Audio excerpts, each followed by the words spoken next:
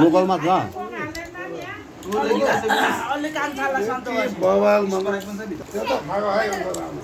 अन्त मगाउनु पर्यो बनाउने होइन उहाँले बनाएको खाने हो ए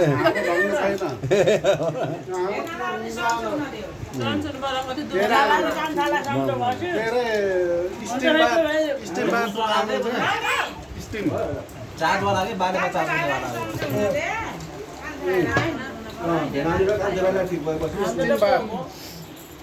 म त लाइनमा जिन्दगी निस्किनु राम यदि त खाइन खाना पनि